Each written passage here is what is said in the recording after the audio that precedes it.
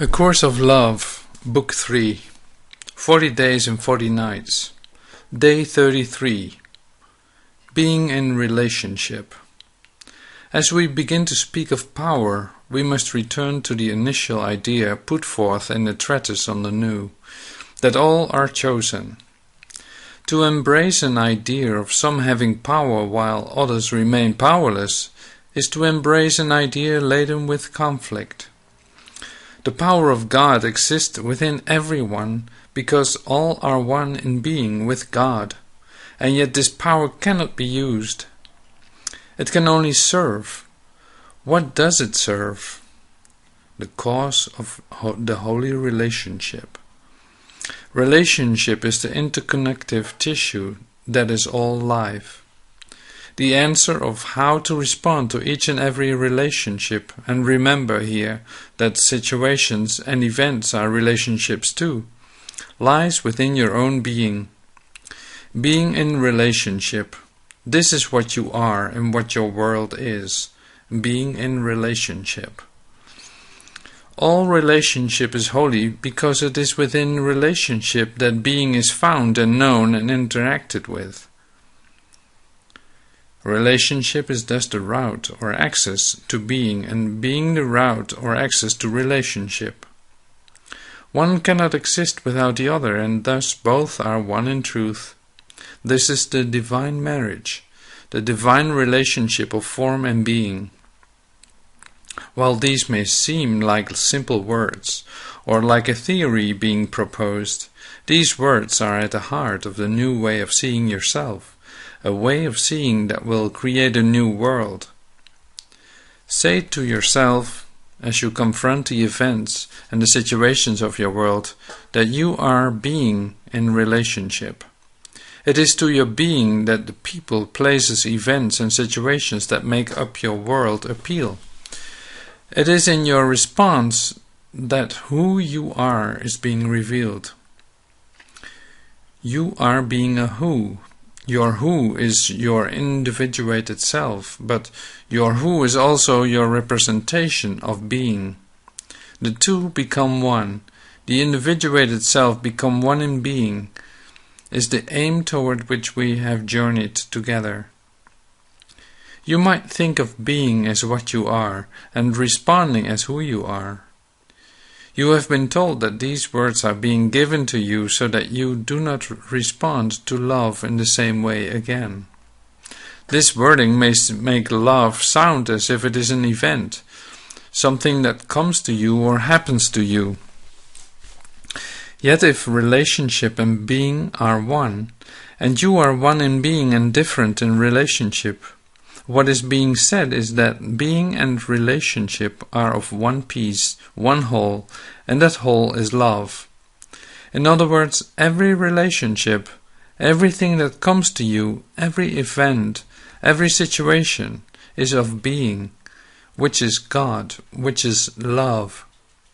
How then do you respond? If you respond as who you truly are, you respond with love. Love is the only response.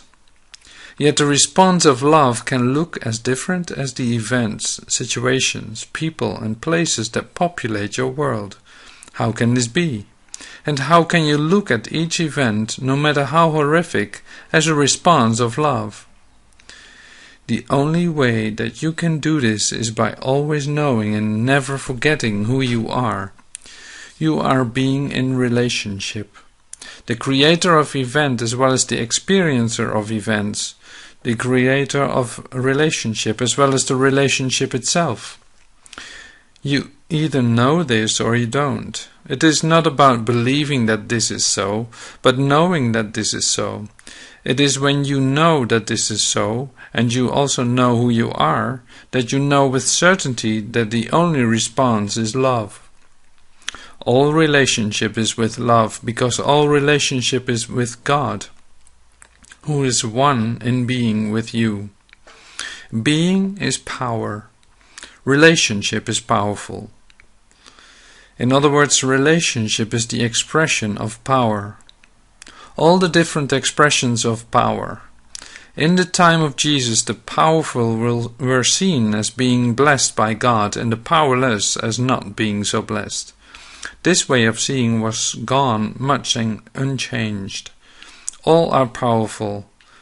But since all are powerful only in relationship, your relationship to power must be realized. Those who are powerful have realized their relationship to power.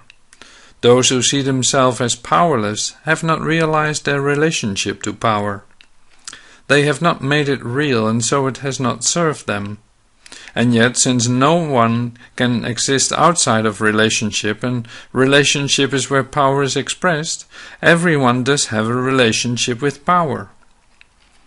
Power is one in being with each and every one of us. Every single individual has within them the power to affect, change, and to recreate the world. Every single individual does so to the extent to which they realize their power. A baby realizes the power of its cry within moments of being born. Many a teenager develops full realization of the power of their independence. In other words, you each have claimed some type of power for yourself, some means of exerting that power, which is the same as saying some means of individuating the self. This is the power of being, the power to individuate the self, the power to be who you are. This is power and the source of power. This is the force of creation, the only true power. But again, despite that we each hold the power of creation within us, it is only in relationship that it is expressed and that we become powerful. To realize that you are in relationship with everything and everyone all the time is to realize the full extent of your power. You cannot realize that you are in relationship with everything and everyone all the time and retain the desire to use your power. This is impossible. The realization that you are in relationship with everything and everyone all the time is the realization of oneness and unity. The realization that you are one in being, creator and created. This is a realization that only comes of love, because love is the only condition of union. Thus, when you realize your relationship to all, you are all-powerful.